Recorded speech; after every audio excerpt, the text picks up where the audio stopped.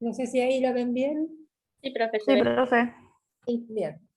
Vamos a hablar entonces hoy de la farmacología de la glándula tiroides, ¿sí?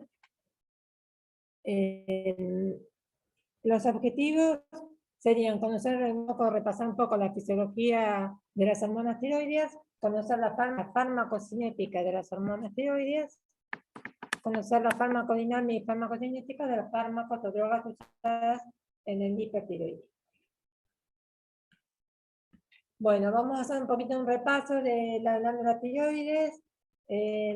Como recordarán, la glándula tiroides es una glándula que está ubicada en el cuello, por delante de la tráquea, ¿sí? Por debajo del cartílago tiroides, consta de 2 lóbulos y un istmo, ¿sí? Y forma parte obviamente del sistema de secreción endocrina. Y secreta fundamentalmente 2 hormonas. En la que secreta en mayor cantidad es la T4 y en menor proporción la T3, pero después ahí vamos a ver que hay conversión periférica de T4 a T3, dado que T3 es la hormona más activa fisiológicamente, la más potente y la de mayor actividad. Bien, recordando un poco, un repasito, recuerden el eje hipotálamo, hipófisis, tiroides sería en este caso, ¿sí? Que con su feedback y regulación conjunta, ¿sí? El hipotálamo libera el factor estimulante de tirotropina, la hipófisis libera la TSH o tirotropina, y esta estimula la síntesis y la liberación de las hormonas tiroides, tanto T4 y en menor proporción T3. ¿Sí? Y a su vez, las hormonas tiroides actúan como un feedback negativo sobre hipotálamo y sobre hipófisis para regular la secreción. Y acá lo que vamos a ver este sería un folículo, no sé si se acuerdan que la glándula tiroides está formada por un montón de folículos, en el interior está el coloide del folículo, y estas serían las células foliculares. Esto sería una célula folicular, y la formación o la síntesis de las hormonas tiroides dependen de la captación de yodo, ¿sí? La captación de yodo a través de un zinc transportador con sodio, el ingreso de yodo que se va a liberar al coloide, donde va a sufrir una oxidación. Y después está la síntesis en el retículo sarcoplásmico de la tiroglobulina, ¿sí? Que también se va a liberar al coloide y se van a ir combinando los residuos para formar entonces sería la captación, la oxidación del yodo, la organificación del yodo, el acoplamiento de los residuos de tiroglobulina para formar residuos de 4, digamos, tetrayodo o triyodo, ¿sí? Y después que se produce la endocitosis del coloide, la proteólisis y la secreción de las enzimas. Fundamentalmente les dije la mayor parte de T4 y después la conversión periférica de T4 a T3. Esto sería un breve repaso de la síntesis de hormonas tiroides. ¿Sí? La conversión periférica de T4 a T3, ¿sí? La T4 es la levotiroxina y la T3 la triiodotironina. La conversión periférica ocurre por unas enzimas que se llaman deiodinasas. Las deiodinasas se las ha clasificado en 3 tipos: la D1, la D2 y la D3. La D3 fundamentalmente convierte T4 en T3 reversa. La T3 reversa es inactiva, ¿sí? Siempre hay un porcentaje que pasa a T3 reversa que es inactiva. Y eso es porque la deiodación ocurre en el anillo, la deiodación a nivel del anillo interno, en la ubicación 5, la transforma a T3 reversa. Y cuando ocurre la deiodación en el anillo externo a nivel 5, se produce T3. La D1 se encuentra sobre todo en hígado, riñón y tiroides. La D2 en cerebro, hipófisis, corazón, la beta marrón, el músculo esquelético y la tiroides. Y la D3 placenta, piel, cerebro, útero y sitios de inflamación. Bien, entonces dijimos que la más activa fisiológicamente y la de mayor potencia es la trinidotironina o T3 y actúa fundamentalmente a nivel por mecanismo genómico, ¿sí? El receptor de hormonas tiroides nuclear que promueve después la expresión génica, sobre todo la síntesis de diferentes proteínas sensibles. Bien. Y también hay algunos mecanismos de acción extragenómicos que tienen acción en diferentes lugares del organismo, sobre todo en el citoesquelético, donde promueven la polimerización de actina, la membrana citoplasmática, donde promueven la cascada de seminización, y en distintas organelas del medio interno y en algunas otras acciones. Entonces, ustedes saben que la glándula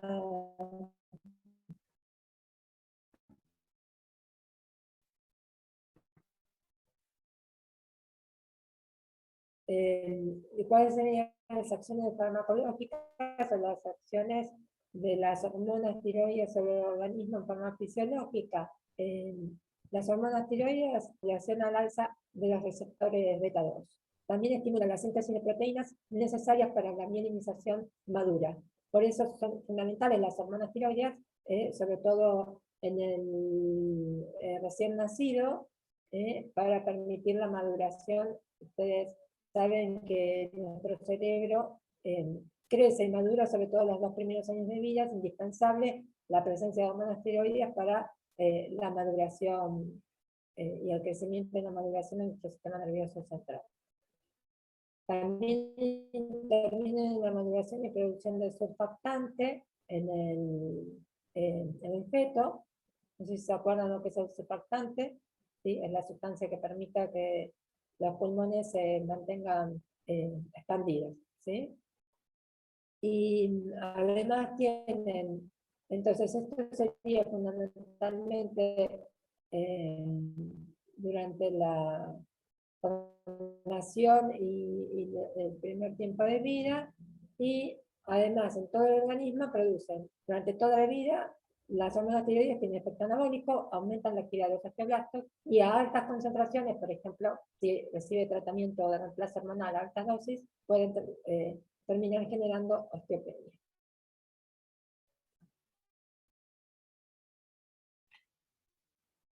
Algunas otras acciones tienen que ver con la termorregulación, ¿sí? Regulan tanto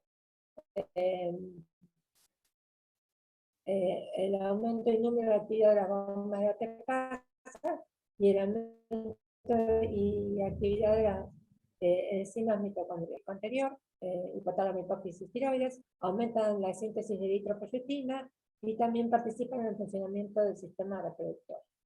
Y a nivel metabólico, son anabólicos a nivel del metabolismo proteico, a nivel del metabolismo de los hidratos de carbono, hay aumento de la absorción intestinal de los hidratos de carbono, de la glucogenólisis y de la gluconeogénesis. Y a nivel de los lípidos, estimula la lipólisis y la beta-oxidación de ácidos grasos. Son todas acciones de las hormonas tiroides en general. Bien.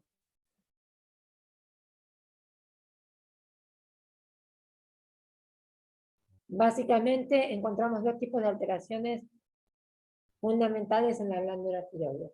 Una por un déficit en la producción de las hormonas tiroides, que sería el hipotiroidismo, y otra por un exceso de hormonas, que sería el hipertiroidismo. Las dos son problemas de salud que necesitan tratamiento porque ponen en riesgo la vida del paciente.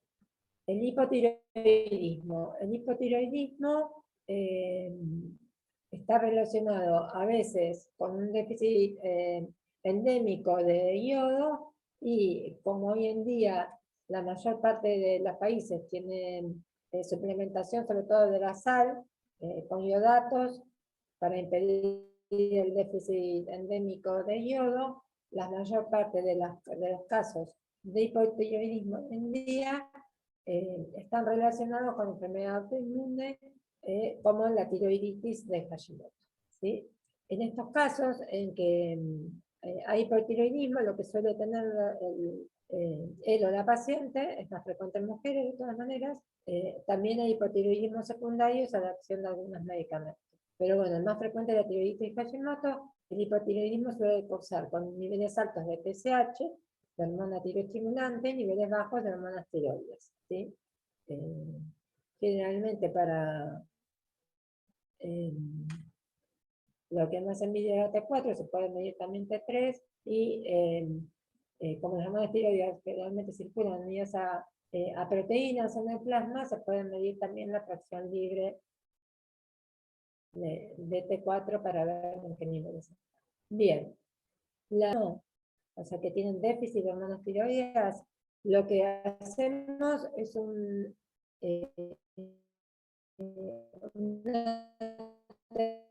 terapia de reemplazo hormonal. Reemplazamos la hormona y producir. Entonces, lo que se usa son preparaciones sintéticas de sales de sodio de los isómeros naturales de las hormonas tiroides. Lo que más se usa es la levotiroxina sódica, que viene en tabletas o en cápsulas con líquido adentro. Lo que más se suelen usar son tabletas, y a veces en caso de necesitar uso parenteral, que no es muy frecuente, viene en presentación como polvo liofilizado. Entonces, la levotiroxina sódica sería la presentación farmacológica para el reemplazo hormonal de T4, ¿sí? Y se prefiere para el reemplazo hormonal T4 a T3 porque tiene porque es más fácil de manejar, ya que tiene una vida media más larga, y ocurrirá después la transformación periférica a T3 para la acción, digamos, de acuerdo a las necesidades. Entonces, generalmente, lo que se usa es T4.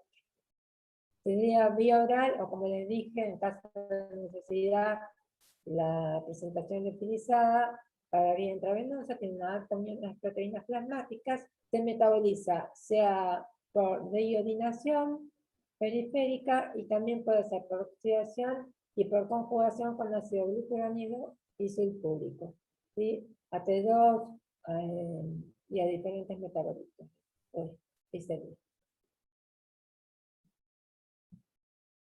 Bien, la eliminación puede ser del metabolito por vía renal, ¿sí? Y alguna parte también puede eliminarse a través de las vías biliares y de las heces.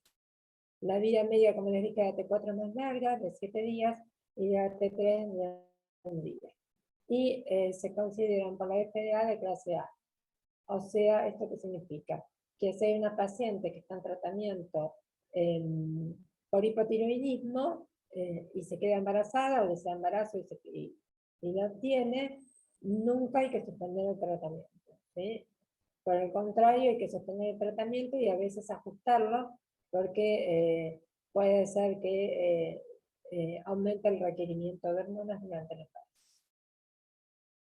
Bien, y en general tiene una buena disponibilidad, pero mejora con el estómago vacío. Por eso se sugiere tomar a la mañana, levantarse en ayunas, una media hora antes del desayuno, ¿sí? Para favorecer la absorción, digamos, la biodisponibilidad y que sea más estable el tratamiento. Bien, los efectos adversos generalmente están relacionados con la sobredosificación. Generalmente lo que se hace es empezar con una dosis baja e ir controlando, hay que darle un tiempo, digamos, por la vida media larga hasta que llegue a niveles estables. Generalmente se hace un control al mes y se va adecuando la dosis hasta encontrar una dosis estable con la que tenga una respuesta adecuada. La sobredosificación puede generar un estado como de hipertiroidismo y atrofia, con efectos a nivel cardiovascular, a nivel metabólico, neurológicos, gastrointestinales y óseos. Puede tener algunas interacciones, las hormonas tiroideas de reemplazo, a nivel del eje, hipófisis y hipotálamo tiroides, pueden inhibir la formación de T3 y puede haber interacciones con el factor liberador de tiroglobulina. Y a nivel farmacocinética puede haber, como les dije, en la absorción, por eso se recomienda tomar en ayunas, hay que tener cuidado con algunos fármacos que pueden disminuir su absorción, también en la distribución y en el metabolismo. Acá les puse un cuadrito que está en el Goodman de los factores que influyen en la terapia oral con levotiroxina. Fármacos y otros factores que pueden aumentar los requerimientos de la dosis de levotiroxina. Algunos fármacos pueden deteriorar la absorción de levotiroxina, como los antiácidos que contienen aluminio, o los inhibidores de la bomba de protones y el sucralfato. Son todos fármacos para los síndromes de ácido sensible. También los secuestradores de ácidos biliares, se acuerda que los vimos como hipolipemiantes, la polistiriamina, el colestipol y el policerelan, pueden también disminuir la absorción de levotiroxina. El carbonato de calcio generalmente tiene poco efecto, y bueno, algunos más raros como el piconato de carbón, pero bueno, el raloxifeno es un modulador selectivo de receptores estrogénicos, como vamos a ver la semana que viene, las sales de hierro, y algunos alimentos como los productos de soja, y la intolerancia a la lactosa pueden disminuir un poco la absorción. Y puede haber un aumento del metabolismo de la tiroxina inducido a nivel del citocromo por algunos fármacos como rifampicina, carbamazepina, fenitoína y isoprolina, y pueden haber fármacos que deterioren la conversión periférica T4-T3, como la amiodarona. ¿Se acuerdan la amiodarona, que es un antiarrítmico que tiene una conformación parecida a la monotiroidea, puede deteriorar la actividad de la iodinasa? Y hay otros mecanismos inciertos o multifactoriales como los estrógenos, el embarazo, las estatinas, ¿sí? Que pueden influir en la terapia oral. También puede influir la edad avanzada, mayor de 65 años, o la terapia androgénica en mujeres. Estos dos factores suelen disminuir los requerimientos de hormona tiroides. La edad avanzada o la terapia androgénica. Y fármacos que pueden disminuir la TSH sin modificar la T4 libre en pacientes tratados con levotiroxina, la metformina. Estas son algunas de las interacciones más importantes. Bien. Bueno, eso sería con respecto al hipotiroidismo y el reemplazo hormonal. Y ahora vamos a ver el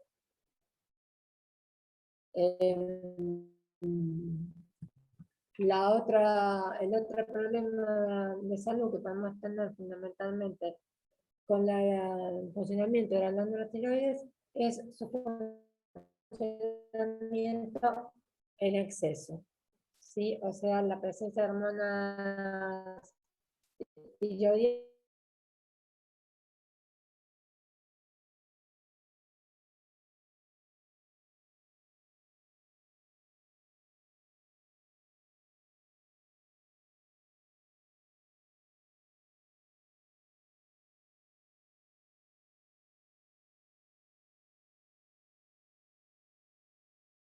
sobre todo estimulación cardiovascular, aumento de la termogénesis, se puede taquicardia, puede llevar a fibrilación auricular, generalmente tiene fiebre, el paciente temblores, todo esto se va a pérdida de peso, aunque tiene buen apetito, con el tiempo se producen exoftalmos por la presencia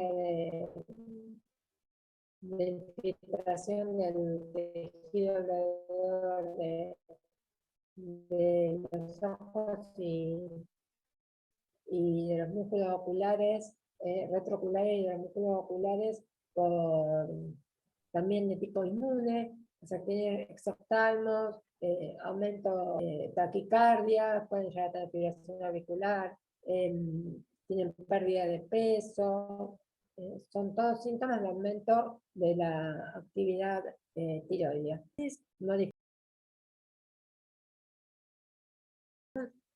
Y también inhibir la acción a nivel del órgano blanco, o sea, los síntomas. ¿Sí? ¿Cuáles son los fármacos que disminuyen la síntesis? Por un lado está la posibilidad de inhibir el transporte de iodo y por el otro lado inhibir la síntesis a nivel de la glándula. Los que inhiben la síntesis, que son los más usados como antitiroideos, son fundamentalmente las tioureas. Entre las tioureas, las que más usamos en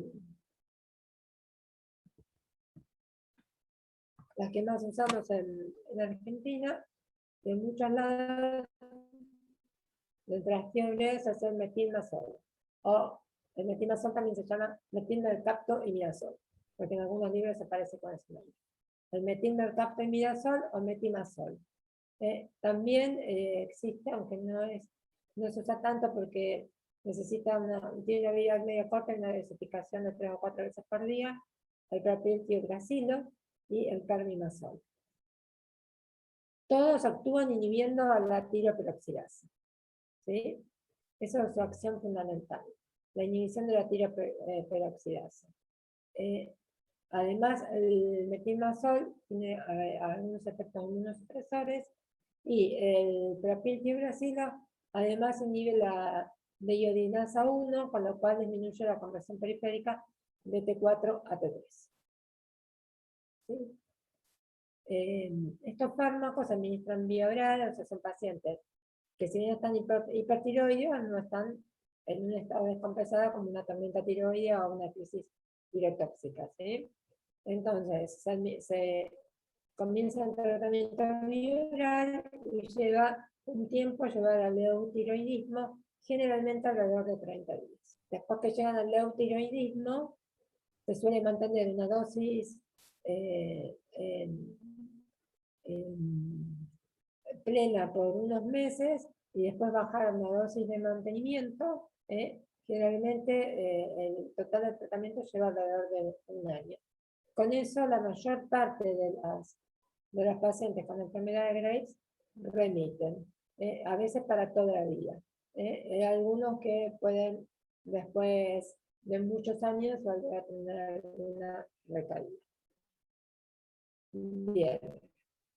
Se dan vía oral, como les dije, aunque algunos vienen presentación intravenosa también. Son las proteínas, se concentran en la tiroides, se metabolizan en el hígado y se eliminan por el riñón. Como les dije, el propiltiogracilo tiene una vida media muy corta, el metilmazol tiene una vida media un poco más larga y permite administrarlo en una o dos tomas diarias. Acá hay un resumen de las propiedades farmacocinéticas de los dos fármacos antitiroideos más utilizados: propiltiogracilo y metilmazol. Unión a la proteína plasmática de propiltiogracilo del 35%, vida media en plasma de 75 minutos, el metilmazol 4 a 6 horas. ¿Sí?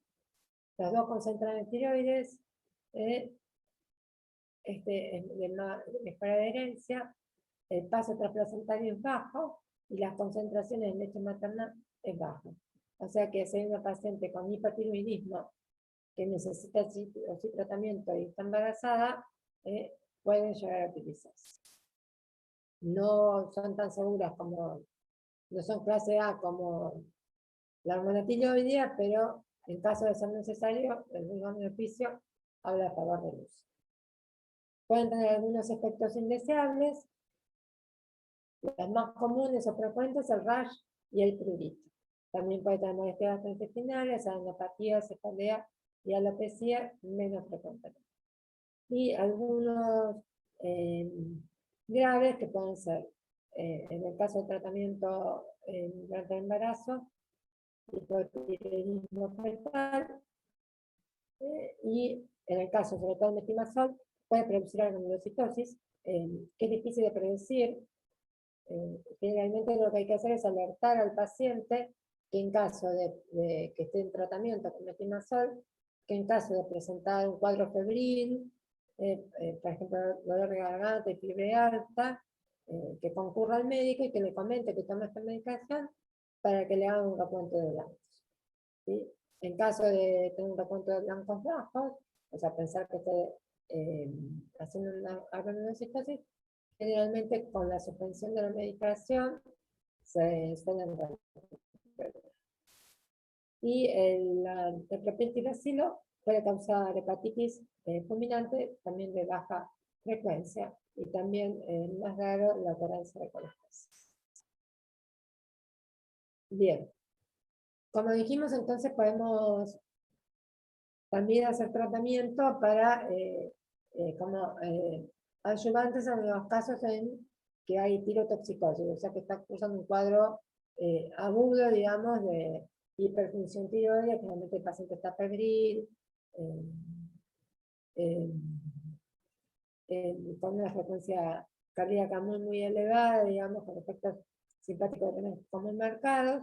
Entonces, lo que, como ayudantes en el tratamiento, además, generalmente en estos casos, como en las crisis tiroideas, se suele usar de lo que vimos antes, el propiltiuracilo, en estos casos sí, en la parte aguda, porque, no, porque sobre todo porque inhibe la conversión periférica de T4 a T3. ¿Sí? Se puede usar también metabloqueantes para antagonizar los efectos simpáticos adrenérgicos, y además se suele preferir el propanolol, porque además tiene también algún efecto de inhibición de la conversión periférica de T4 a T3. También se pueden usar bloqueadores de los canales de calcio, no de hidropiridina, como hacer, para controlar la taquicardia y las taquiarritmias supraventriculares.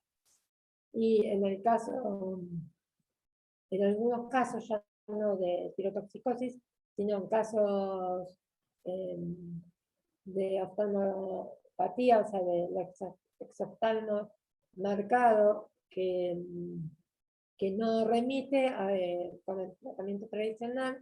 A veces se usan inmunoterapias, anticuerpos monoclonales, antilinfocitos B, para prolongar la remisión y para tratar la oftalmopatía. ¿Sí? Esto ya es en casos de pacientes que no respondan al tratamiento inicial. También en los casos de otros fármacos que con efectos antitiroideos, digamos, que se pueden utilizar son los ioduros. Los ioduros, ¿qué hacen? Modifican la liberación de la hormona tiroidea, pero también pueden disminuir la síntesis y disminuir la vascularización de la glándula. Toda esta respuesta generada por los ioduros es rápida y autolimitada. Genera un fenómeno de escape. O sea que son útiles en las crisis tirotóxicas, ¿sí? Como tratamiento inicial, mientras el tratamiento de base, que puede ser, por ejemplo, el propiltiuracilo o el metimazol, genera un efecto suficiente para sacarlo de la crisis tirotóxica. Entonces, los ioduros, en sus diferentes formatos, se pueden utilizar, como dijimos, durante las crisis tirotóxicas. Se puede administrar el propiltiuracilo, la medicación ayudante para la sintomatología, sobre todo el beta bloqueo, y también se puede administrar ioduros. O en caso de que se vaya a hacer una cirugía de la glándula, glándulas que están muy aumentadas de tamaño y muy friables, A veces, al disminuir la vascularización, también disminuye el tamaño de la glándula y se vuelve como más endurecida. Entonces se debe dar tratamiento con yoduro 1 semana, 15 días previo a la cirugía para facilitar la misma. No sirve para largo plazo por los fenómenos. Y bueno, y les nombré, mientras estoy hablando, algunos otros fármacos que inhiben la conversión periférica de T4, T3, sobre todo inhibiendo la de iodinasa 1, que ya les dije, propiltiazilo, y el propanolol, también acción de la miodarona. Y también puede ser un efecto secundario de glicocorticoides y de sustancias de control. Bien. Antes que me olvide, la otra posibilidad de uso de los ioduros es en los casos de, esto porque leí justo acá el término radioactivo, en caso de lluvia radioactiva, digamos, de personas expuestas a accidentes radioactivos, para evitar que el material radioactivo acumule en la glándula y produzca cáncer de tiroides con los años, se suelen medicar con ioduros a los pacientes para que compitan y no permitan la concentración de la radiación en la lluvia radioactiva a nivel glandular, de la glándula tiroides. Bien, pero también tenemos, además de los ioduros, tenemos la posibilidad del tratamiento con yodo radioactivo para destrucción glandular. ¿En qué situaciones buscamos destruir la glándula? Por dos motivos. Uno, para el cáncer de tiroides, y también a veces en algunos pacientes hipertiroideos que tienen un hipotiroidismo persistente y que no responde bien a la medicación antitiroides, puede ser una opción de tratamiento. ¿Qué es lo que hace el yodo radioactivo? Se le da una dosis vía oral, aprovechando que el yodo solo acumula en el organismo en la glándula tiroides. Entonces, el yodo radioactivo administrado se va a acumular en la glándula y va a dañar el tejido glandular por la emisión de rayos beta. ¿Sí? Entonces se da vía oral, concentra en tiroides, se va a eliminar por vía renal y tiene una vida media de desintegración de 8 días. ¿Sí? Efectos adversos, carcinogénesis, teratogénesis y puede ser deleterio sobre las hormonas. ¿Sí? Está contraindicado obviamente en niños y embarazadas.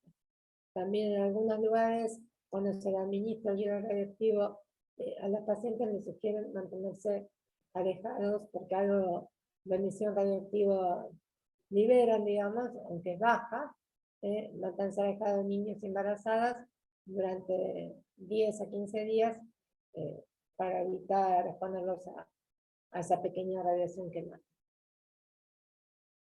Bien, lo difícil con el yodo radioactivo muchas veces, sobre todo cuando no para el cáncer de tiroides, sino para el tratamiento del hipotiroidismo, es calcular la dosis adecuada. Y por lo tanto, otro de los efectos adversos es que al destruir la glándula, una parte más de lo que desearíamos de la glándula, es que el paciente posteriormente quede hipotiroideo y necesite terapia de reemplazo hormonal después del tratamiento. Bien. Bien, entonces, haciendo un recuento, vimos las hormonas tiroides, fundamentalmente la levotiroxina para la terapia de reemplazo hormonal. Un segundo uso que a veces tiene la levotiroxina es en los casos de pacientes en tratamiento por cáncer de tiroides. A veces se administra levotiroxina para frenar la liberación de tirotrofina, el TSH, para que no haya estimulación sobre la tiroides. ¿Sí? Bueno, hablamos de la levotiroxina y hablamos de los fármacos antitiroideos, fundamentalmente de las tioureas, metimazol y propiltiazilo, también la posibilidad de uso de ioduros como fármaco de tratamiento en las crisis tirotóxicas y como preparación quirúrgica. Hablamos del tratamiento de destrucción glandular con el yodo radioactivo. Hay otro iodo radioactivo, creo que es 25, si no me equivoco. Este es iodo 131. El otro iodo que se usa también para estudiar la captación de la glándula, emite menos radiación y no produce daño al tejido glandular, y se usa para estudios de captación a nivel de la glándula, ¿sí? No para destrucción de la glándula. Bien. Y la otra posibilidad de otra enfermedad que puede afectar a la glándula tiroides es el carcinoma de tiroides. La mayor parte de los carcinomas de tiroides derivan de las células que forman los folículos y pueden ser papilares o foliculares. ¿Sí? Papilares son las que tienen extensiones hacia el coloide como si en forma de papilas. Generalmente responden a cirugía, a terapia con radioiodo, con iodo 131 y a levotiroxina para suprimir TSH. La pequeña minoría que progresa se le puede emitir inhibidores orales de la tirosincinasa. Acá están las dos, estos son fármacos antineoplásicos que son como inhibidores de la familia de la tirosinasa. También existe, hablé todo de tiroides, de la célula folicular de tiroides, pero bueno, no podemos olvidar que también tiene una zona medular, la tiroides, que produce calcitonina, y que puede haber también carcinoma medular de tiroides, que se origina de las células parafoliculares, que se puede también responder a cirugía, y que también puede responder, en caso de no responder, se pueden usar inhibidores de la tirosincinasa, no los mismos que para el tratamiento de cáncer folicular. Bien, creo que eso es